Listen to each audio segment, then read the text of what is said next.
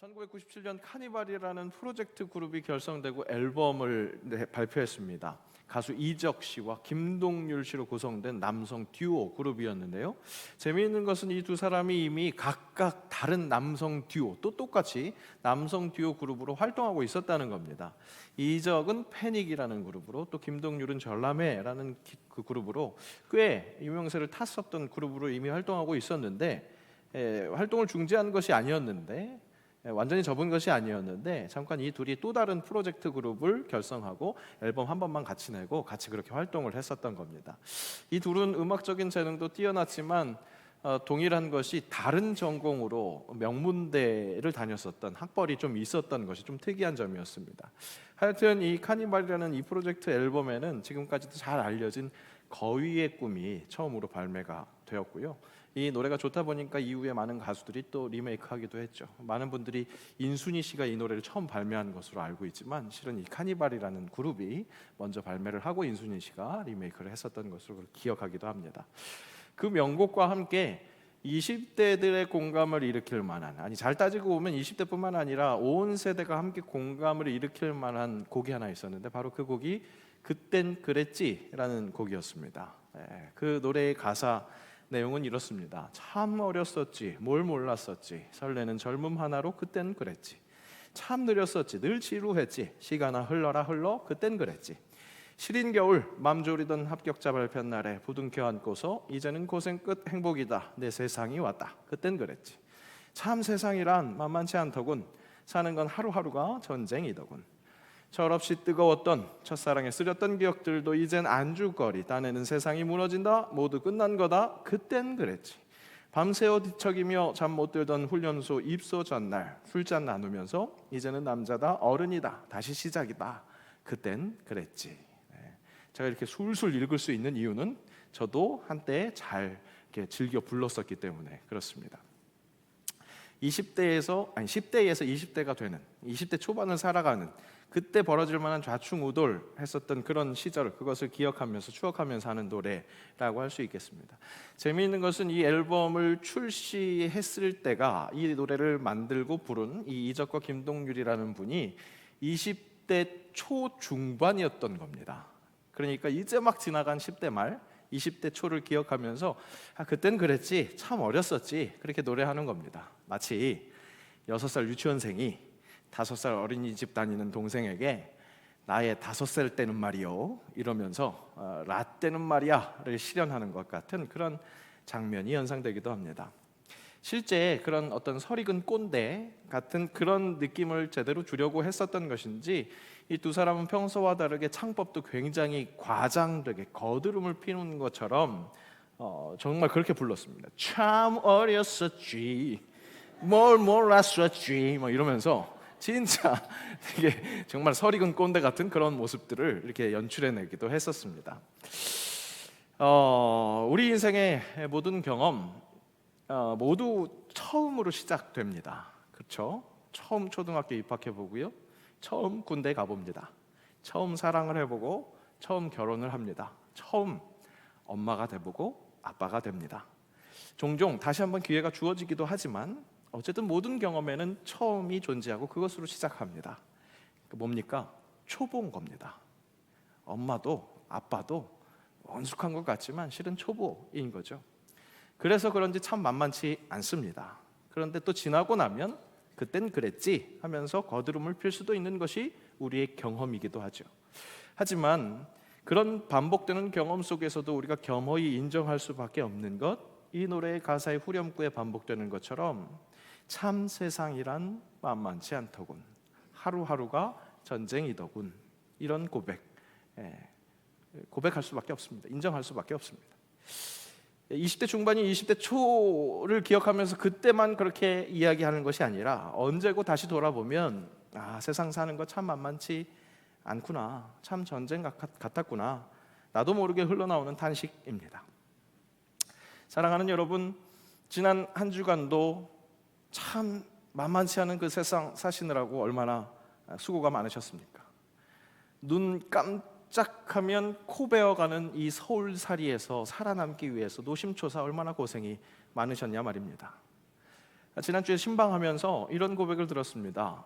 주일에 목사님 설교 들으면 위로가 되고 힘을 얻고 희망을 가져보는데, 그리고 시작되는 또 일주일의 삶을 살다 보면, 세상 나와서 살다 보면 부정한 방법으로 사리사욕을 채우는 그런 사람들 속에서 정말 말씀대로 살기가 참 쉽지 않다는 그런 고백이었습니다.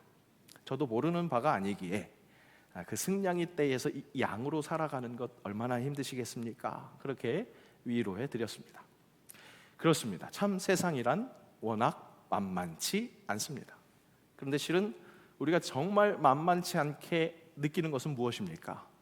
그 세상 속에서 구별된 자로 주가 주 되심을 나 선포하리라 하는 그런 결단으로 살아가는 것, 그리스도인으로 살겠다는 그 자세가 참 만만치가 않다는 사실입니다.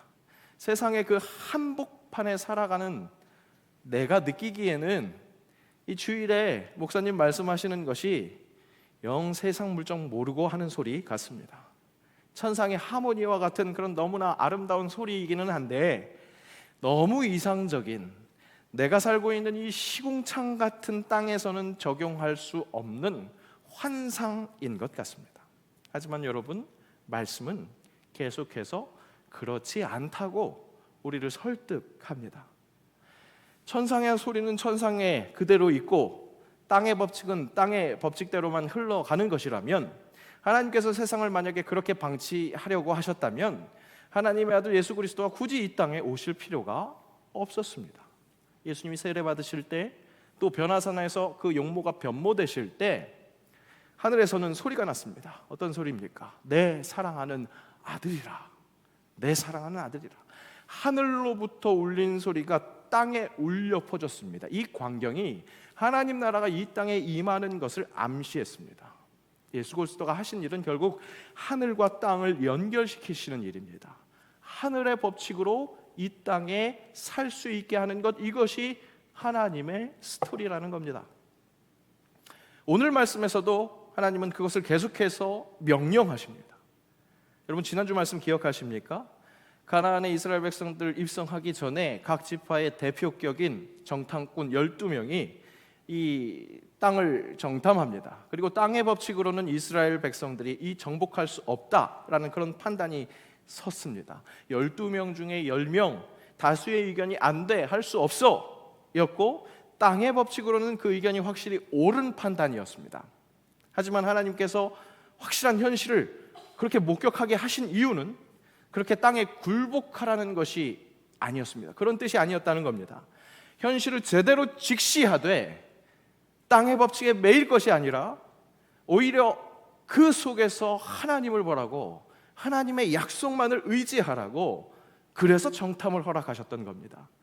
정탐하고 쫄아붙으라고, 겁먹으라고 하신 게 아니라 그 속에서 유일한 소망 되시는 것이 하나님이시고 하나님의 약속을 믿고 나아가야 한다고, 그 하나님의 뜻에 제대로 반응한 여호수아와 갈렙만이 오늘 가나안 땅에 입성을 합니다. 정탐꾼 12명 모두 정말 자기가 믿은 대로 됐습니다. 10명의 정탐꾼은 사로잡히기만, 땅의 법칙에 사로잡히기만 했기 때문에 결국 가나안 땅에 들어가지 못했고, 하늘이 허락하신 약속을 받은 그 믿은 자들이 가나안 땅에 함께 들어갔습니다.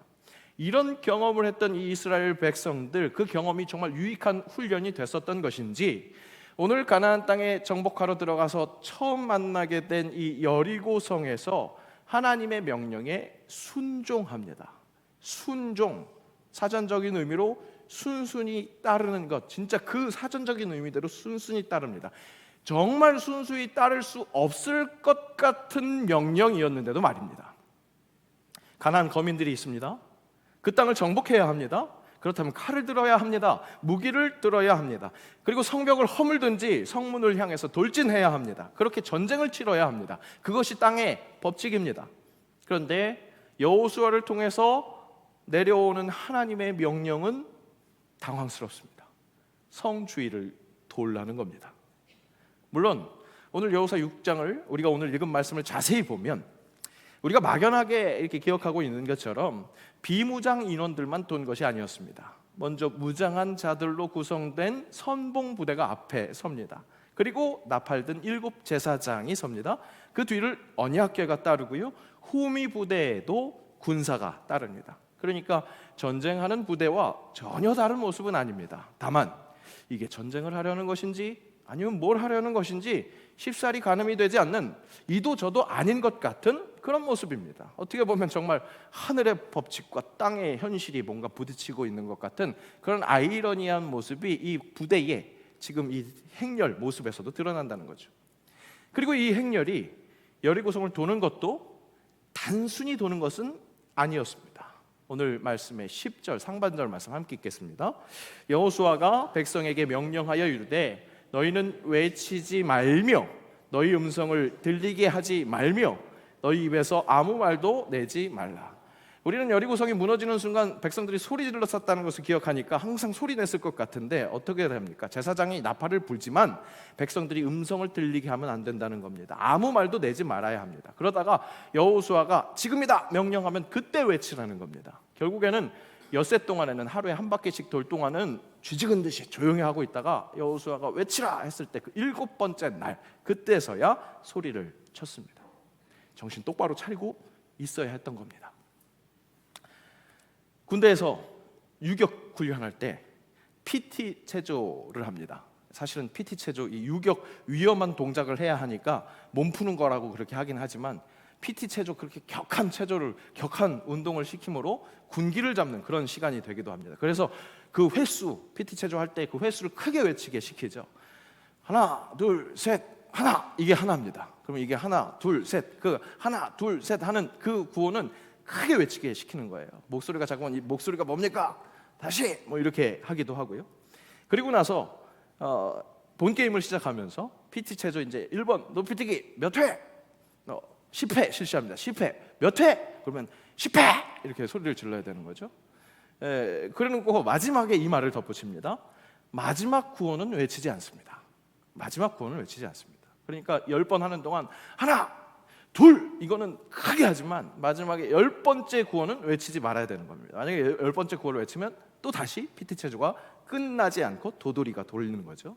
그런데 격한 체조를 하면서 숨 넘어갈 것 같아서 정신이 혼미한 상태에서 또 더군다나 시작할 때 큰 소리로 외치라고 그랬으니까 거기에 이렇게 정신 팔려 있는 친구들이 꼭 있습니다. 그래서 계속 그 PT 체조는 끝나지 않고 계속 도는 겁니다. 그래서 다시 시작할 때 몇 회, 10회, 몇 회, 10회 딱 시작하면 이제 그 유격 훈련 받는 군인들은 올빼미라고 하거든요. 모든 올빼미들이 이제 독이 올라가지고 어떻게 하냐?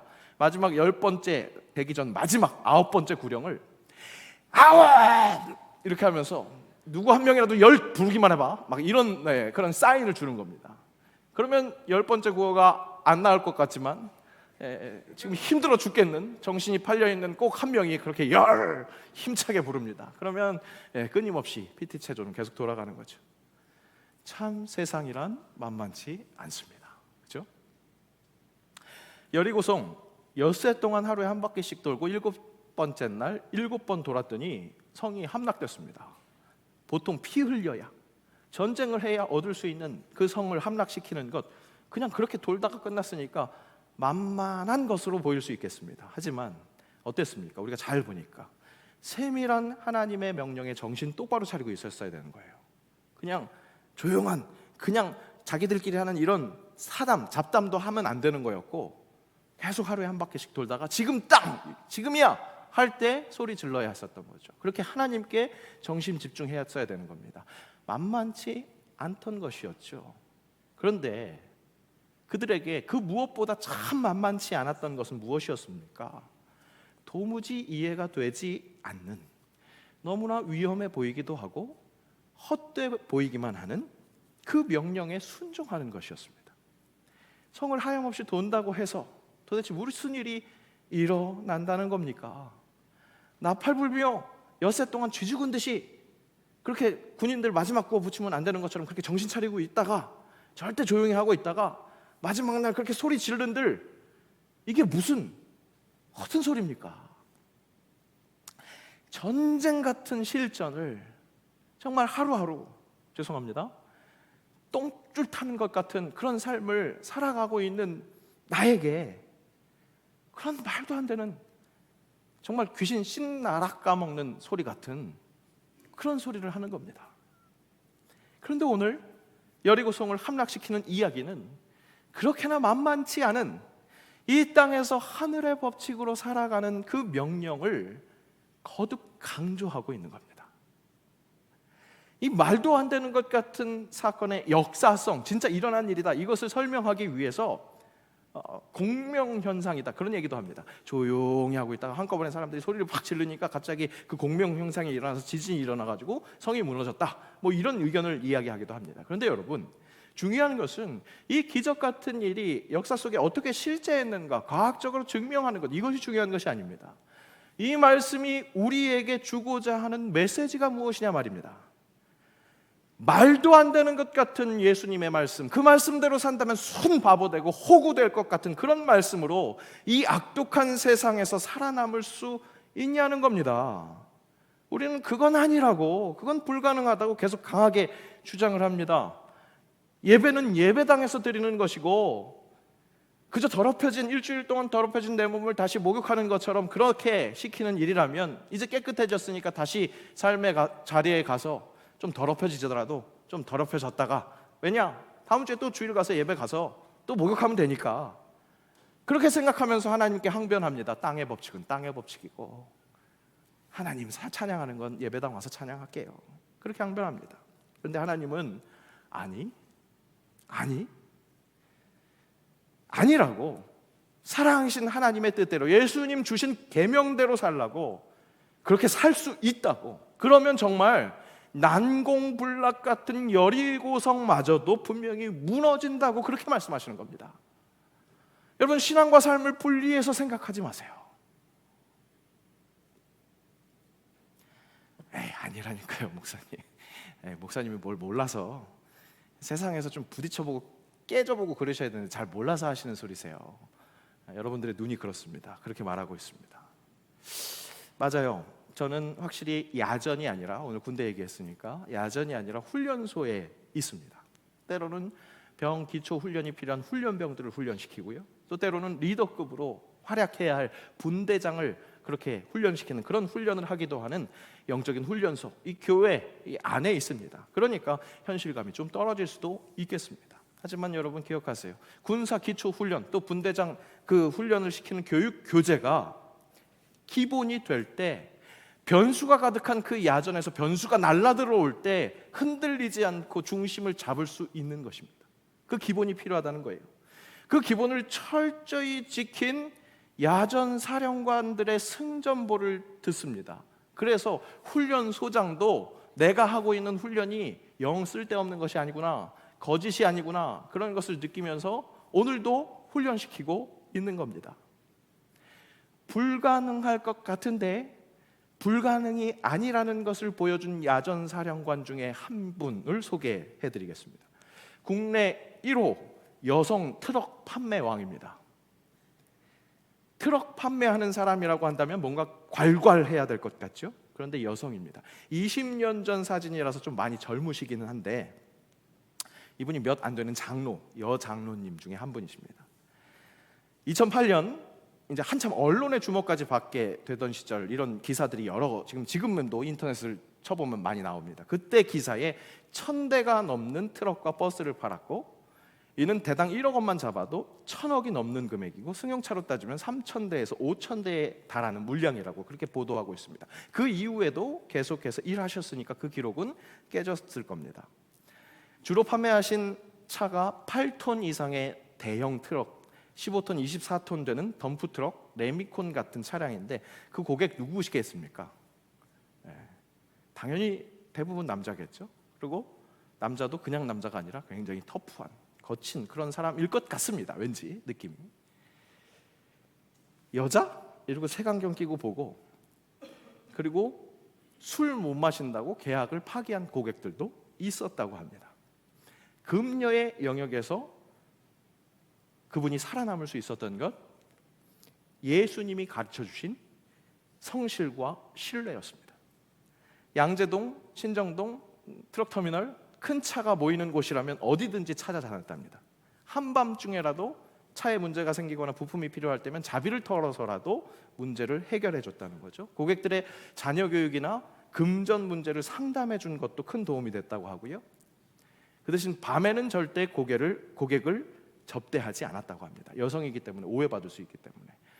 차량에 AS가 필요한 것, 그거 직접 가지 않더라도 할 수 있는 것들은 밤낮을 구별하지 않았지만 접대하는 것은 절대 저녁에 하지 않았다는 거죠. 당연히 술로 하는 영업은 일절 없었고 대신 삼계탕, 장어구이 이런 몸에 좋은 보양식으로 영업했다는 겁니다. 한꺼번에 20명, 30명 달하는 고객의 밥값을 내는 일도 많았지만 이 술 드시는 분은 아시겠지만 밥값이 술값보다 덜 들잖아요. 그죠? 그러니까 20명, 30명 대접해도 그것이 부담이 되지 않더라. 이렇게 인터뷰를 하셨습니다.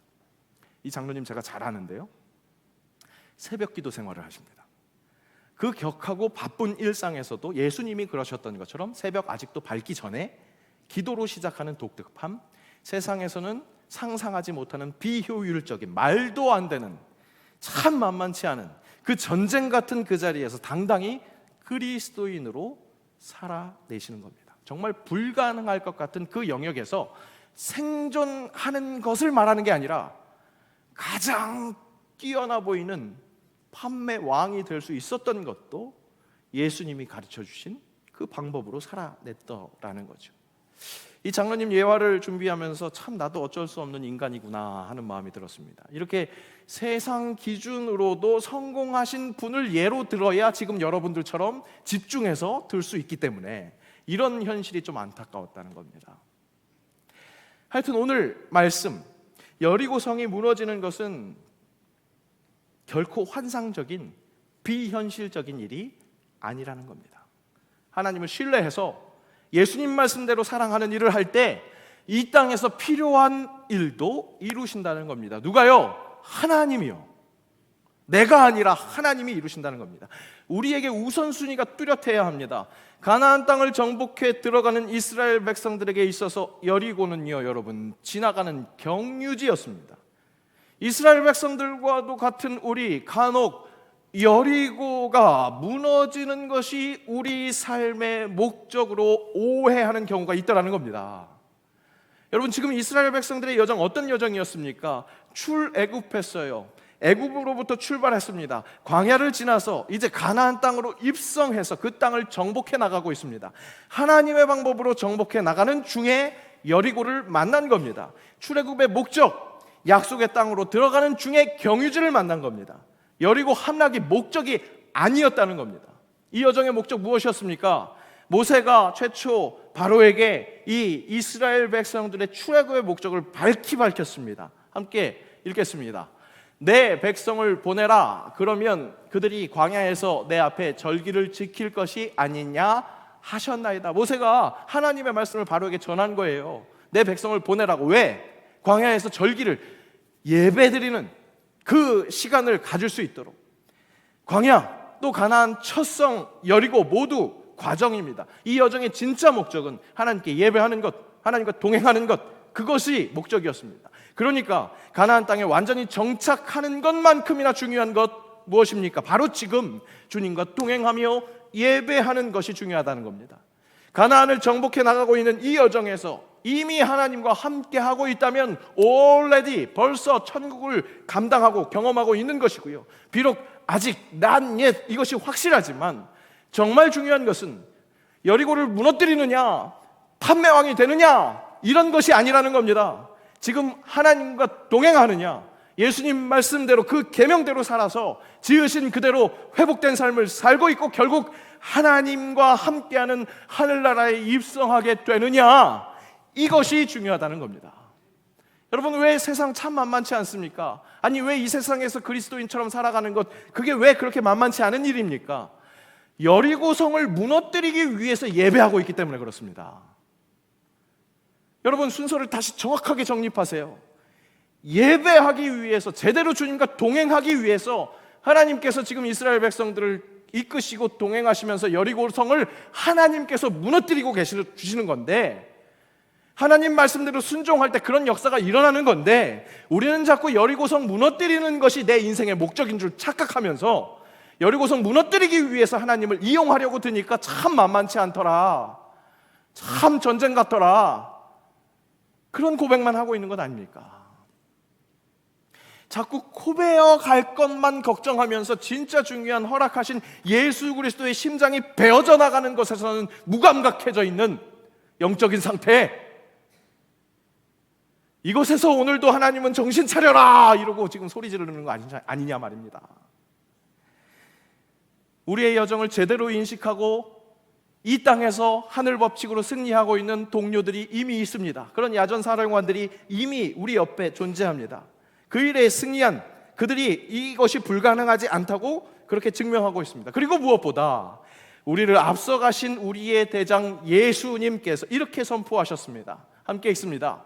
이것을 너희에게 이르는 것은 너희로 내 안에서 평안을 누리게 하려 함이라. 세상에서는 너희가 환난을 당하나 담대하라, 내가 세상을 이기었노라. 그렇습니다. 예수님 말씀대로 살아갈 때 환난 당하는 것 같습니다. 하지만 그 한복판에서도 평안을 누릴 수 있게 하는 것, 결국 하나님 회복시키시는 대로 그 회복의 길을 감으로 하늘 나라를 그렇게 누리면서 결국 그곳에 입성하게 되는 것, 그것을 가능하게 하는 것이 하나님의 스토리라는 겁니다. 그 스토리가 가능할 수 있도록 예수님께서 부활 승천하시면서 성령님 보내주셨습니다. 오늘 기념하고 있는 이 성령 강림 주일, 우리의 힘으로는 할 수 없지만 성령이 함께 하심으로 참 만만치 않더라, 하루하루가 전쟁이더라, 그것으로 채우는 삶이 아니라 순서가 제대로 정립되어서 하나님 말씀에 제대로 정신 차리고 집중하면서 순종하면서, 그래서 하나님께서 보여주시는 그 하늘 법칙으로 무너뜨리는 여리고를 계속해서 목격하는 것, 이것이 내일부터 여러분들의 삶의 자리에서 할 일, 목격할 일이라는 겁니다. 맞아요, 여러분. 우리의 힘으로는 이길 수 없어요. 10명의 정탐꾼이 제대로 봤어요. 똑똑히 봤어요. 하지만 참 세상이란 만만치 않다곤, 사는 건 하루하루가 전쟁이더군, 이렇게 노래하는 건 세상 노래예요. 세상 속에서 똑같이 느낄 것 똑같이 느끼는, 우리가 똑같이 느끼신 예수님이 하신 것처럼 그분을 따라갈 때 대장 되신 주님을 따라가는 그 군사가 누릴 수 있는 승리, 우리에게 허락하실 줄로 믿습니다. 성령님이 함께 하심으로 승리하게 하시는 주님을 찬양합니다. 영광 올려드리며 사는 주의 사람들 되실 줄로 믿습니다. 기도하겠습니다. 믿는 사람들은 주의 군사라고 하셨으니 앞서가신 주를 따라가게 하옵소서. 참 세상 만만치 않다, 그리스도인으로 살아가는 건 만만치 않다, 그 탄식 섞인 자조로 일관된 삶 살지 않게 하시고 예수가 드신 길을 따라 승리하며 살아가게 하옵소서. 우리의 씨름은 혈과 육을 상대하는 것이 아님을 믿습니다. 진리의 허리띠, 의의 호심경, 복음이 준비한 것으로 신을 신고 믿음의 방패 가지고 구원의 투구, 성령의 검, 곧 하나님의 말씀 가지고 전진하는, 그래서 승리하는 주의 군사 되게 하옵소서. 예수님의 이름으로 기도합니다. 아멘.